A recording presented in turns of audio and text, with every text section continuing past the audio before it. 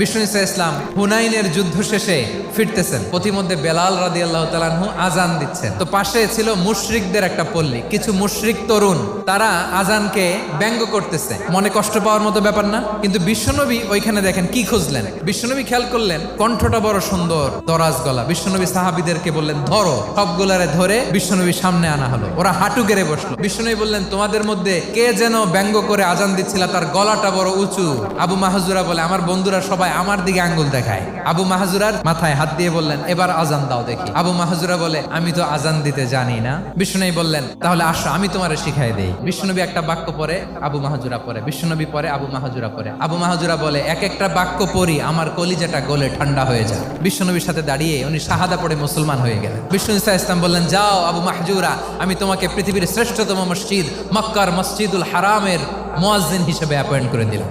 দেখছেন কিভাবে ট্যালেন্ট হান্টিং করতে হয়।